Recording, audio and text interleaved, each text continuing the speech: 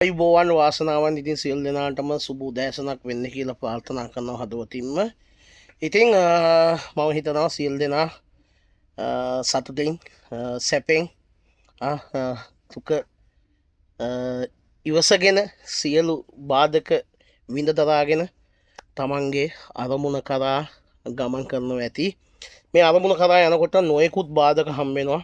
ඒ බාධක බිඳලගෙන යන්න. මොකද ජීවිතය කියන්නේ එහෙමයි, බාධක හම්බ වෙනවා, සතුට හම්බ වෙනවා, දුක හම්බ වෙනවා. මේ හැම දෙයක්ම අපි වටා තමයි තියෙන්නේ. ඉතින් අපි ඒක තේරුම් ගන්න ඕන. ඉතින් වැදගත් දෙයක් ගැන කතා කරන්න ආවේ. ඔයගොල්ලන් දන්නවා ඊශ්‍රායලට ගොඩාක් කට්ටිය එනවා. මුලින්ම කෙයාගිවින් වලට ආවා. Agriculture, construction, hotel, super market, නිෂ්පාදන නොයෙකුත් විදිහට එනවා. හැබැයි මන් දන්න විදිහට තාම ෆ්‍රීලාන්සර්ලා ෆ්‍රීලාන්සර් වීසා වලට ඊශ්‍රායලට ඇවිල්ලා ඉන්න මිනිස්සු හැබැයි මට හම්බෙලා නැහැ. ඉතින් ඔන්න ওই විදිහ වලට තමයි කට්ටිය ගොඩක් එන්නේ. හැබැයි කලින් ගොඩක් රජය හරහා තමයි ආවේ. නමුත් දැන් පෞද්ගලික ඒජන්සි හරහා එනවා. දැන් ලක්ෂ සාමාන්‍යයෙන් කන්ස්ට්‍රක්ෂන් වලට එනකොට ලක්ෂ 25ක් 30ක් අතර ගාණක් ගෙවනවා. ඒක ඇත්තටම සාධාරණ මුදලක් ලෙස තමයි මම දකින්නේ. නමුත් සමහර කැටගරි වලට ලක්ෂ 40 50 55 60 ගෙවලා එනවා. හොඳට මතක තියාගන්න හොටෙල් ශ්‍රේෂ්ඨය සහ සුපර් මාකට් ගැන තමයි මම මේ කියන. නිෂ්පාදන එකට නම් ප්‍රශ්නයක් නැහැ. මොකද මේ ඊශ්‍රායලයේ ඇවිල්ලා වැඩ තිබ්බොත් අනිවාර්යෙන් හොඳ පඩියක් ගන්න පුළුවන්. නමුත් හොටෙල්ස් වලට සීසන් එක නැති දවස් වලට වැඩ පොඩ්ඩක් අඩුයි. එතකොට පැය ගානක් අප්පාදු කරනවා. ඒ වගේම තමයි සුපර් මාකට් වලට ආවොත් ඔන්ලයින් බඩු ඉෂුව කරන්න. ඒ කියන්නේ මෙහෙ මිනිස්සු ඔන්ලයින් එකෙන් ඕඩර් කරනවා. එතකොට ඒ පැකේජ් එක අපිට සකස් කරලා ඩිලිවර් කරන්න තැන්ට වෙනකම් සකස් කරන්න තියෙන්නේ. ඒක ඔන්ලයින් සිස්ටම් එකක් හරහා තමයි වෙන්නේ. එතකොට ඔන්ලයින් ඕඩර්ස් ආවේ නැති වුණොත් ඒ අයට වැඩ කරන්න තියෙන පැය ගන්න අඩුයි. මොකද දවසට පැය 3ක් 4ක් වෙන්න පුළුවන්. සමහර කලාට නිවාඩු දෙන්නත් පුළුවන්. එතකොට වැඩ කරන්න තියෙන පැය ගන්න අඩු වෙනවා. ඉතින් මට කියන්න ඕනේ මෙන්න මේ ඇත්ත. ඕගොල්ලෝ ලක්ෂ 55ක් හරි දැන් ලක්ෂ 55 තමයි සාමාන්‍ය යන ගාන මම දන්න විදිහට. ලක්ෂ 55ක් දීලා සුපර් මාකට් හරි හොටෙල්ස් වලට ආවොත් නිෂ්පාදනත් එනවා. හැබැයි නිෂ්පාදන වල තිබ්බොත් හොඳයි. නමුත් ඒ ලක්ෂ 55 කියන්නේ ඇත්තටම වැඩි ගාණක්. නමුත් ඉතින් කරන්න දෙයක් නැහැ. මොකද මෙහි ඒජන්ත කෙනෙක්ටම මෙහි මෑන් පවර් කෙනෙක්ටම ඩොලර් 10000ක් දෙන්න ඕන. ඒ තැනට පත් කරගත්තේ අපේ අය. ඉතින් දන්නවනේ අර මේ මම හොඳ කතාවක් ඇහුවෙක් කෙනෙක් මම රෙකෝඩ් කරත් ගත්තා.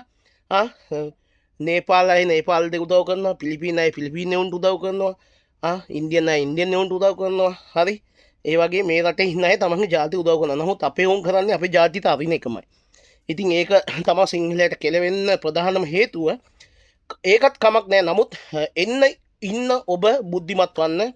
මම මේක කියන්නේ ඔබේ අතේ සල්ලි තියෙනවා නම් එහෙම දීලාවට කමක් නැහැ. එතකොට ඒක මොකද ඕගොල්ලන්ට පොලියක් ගෙවන්න ඕනෙත් නැහැ. මොකද ඔයා අතේ තියෙන සල්ලි ඔයා ඉතුරු කරගත්ත සල්ලි. නමුත් ඔයා පොලියට අරගෙන ඉඩම් උගස් තියලා බැංකු වලට තියලා මොනවා හරි ක්‍රමයකින් මේ ඊශ්‍රායලට එනවනම් හොටෙල් වලටයි සුපර් මාකට් ඔන්ලයින් ඕඩර්.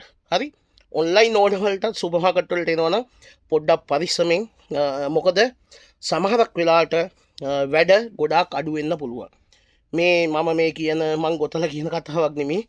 අපිට කතා කරලා මිනිස්සු කියපු කතා. මේ සමහරකයි කතා කරලා කියනවා මේ හොටෙල්ස් වල ජොබ් නැහැ. හරි, ඒ කියන්නේ සීසන් එක නැති හින්දා ජොබ් නැහැ නේ. ජොබ් නැතුව සාමාන්‍ය හවුස් කීපින් වලට ආම රූම්ස් බුක් වෙන්නේ නැතුව හවුස් කීපින් නැහැනේ කරන්නේ. ඒකනේ ඇත්ත. ඒ වගේ තමයි සුපර් මාකට් වලටත් ඔන්ලයින් ඕඩර් ආවේ නැත්නම් ඒගොල්ලන්ට වැඩ නැහැ.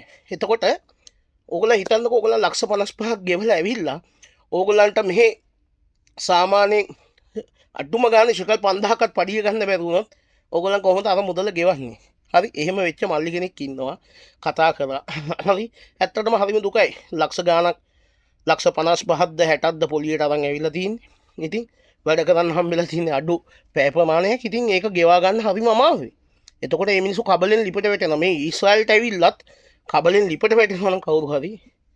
ඒක ඇත්තටම හරිම ඛේදනීය සහ වේදනාත්මක තත්ත්වයක්. ඒකින්ද කරුණා කරලා කල්පනාකාරී වෙන්න ඕගොල්ලෝ හොටෙල් වලටයි සුපර් මාකට් වලට එනවනම් බොහෝ දුරට උත්සාහ කරන්න. රජය හරහා එන්න. මොකද අඩු ඉඩමක් යන්නේ. එතකොට ඕගලන්ට සීසන් එක කාලටත් ඕඩස් තියන කාලටත් හොඳ වැටුපක් කරගෙන ලස්සන්ට වැඩේ කරගෙන ජීවිතය ජයග්‍රහණය කරන්න පුළුවන්. මොකද මෙහෙ ඔක්කොමල්ලා එන්නේ ලංකාවේ ගේමක් ගහන්න බැරුව මෙහෙ ඇවිල්ලා ගේමක් ගහන්න හිතනවයි හිත පුළුවන් කියලා හිතන හින්දා. හරි ලංකාවෙත් ගේමක් ගහන්න පුළුවන් අපේ මෙතන සහ මෙතන හොඳට තියෙනවනම් ඒක අපි කොහේ හිටියත් අපිට අපේ දක්ෂතාවය තියෙනවා ඔපචුනිටිස් තියෙනවා නම් ඒ වලින් අපිට පුළුවන් යම් කිසි දෙයක් කරගන්න.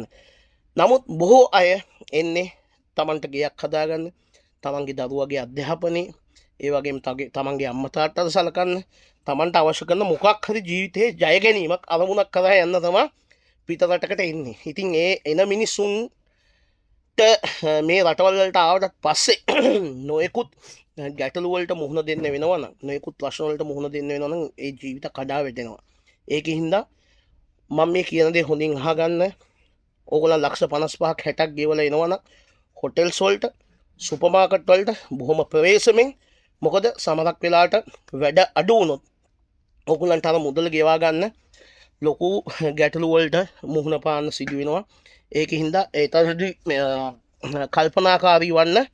ඉතින් ඔන්න ඕක තමයි කියන්න ඕන උනේ. මොකද මම කැමති නෑ මේ කවුරුත් ඇවිල්ලා දුක් වෙනවට, දුක් විඳිනවට.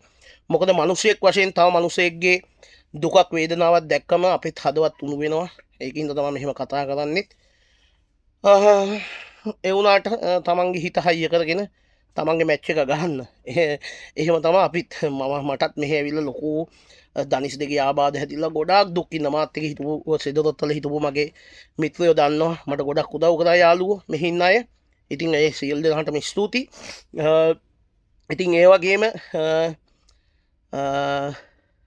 ඒකෙන් කොහොම හරි ටිකෙන් ටික ජීවිතේ ජය අරගෙන මගේ ගේම මං කොහොම හරි මගේ ටාගට් එකට යන එක තමයි මගේ අරමුණ. ඒක වෙනුවෙන් මං හිමීට වැඩ කරගෙන යනවා. දුර්වල තැන් තියෙනවා ඒව හදාගෙන ඉස්සරහට යනවා. ඉතින් ඒ වගේ ඔබත් ඔබගේ ජීවිතේ ජය ගන්න හැමතිස්සෙම උත්සාහ කරන්න. මං කියපු කරුණු ටික මතක තියාගන්න. සුපර් මාකට් වලටයි හොටෙල්ස් වලටයි එනවනම් වැඩි මුදලක් ගෙවලා පොඩ්ඩක් ඒක ගැන දෙපාරක් හිතන්න. ඉතින් ඒක තමයි කියන්න ඕනේ. ඉතින් එහෙනම් සියලු දෙනාගේ ඊසයිල් සීන සැබෑ වෙලා තමන්ගේ ජීවිතේ ජය ගන්නට, තමන්ගේ ජීවිතේ අරමුණට ළඟාවන්නට හැමෝන්ටම හැකියාව ලැබේවයි කියලා ප්‍රාර්ථනා කරනවා. එහෙනම් ජේසුස් පීඨයි. සුබ දවසක්.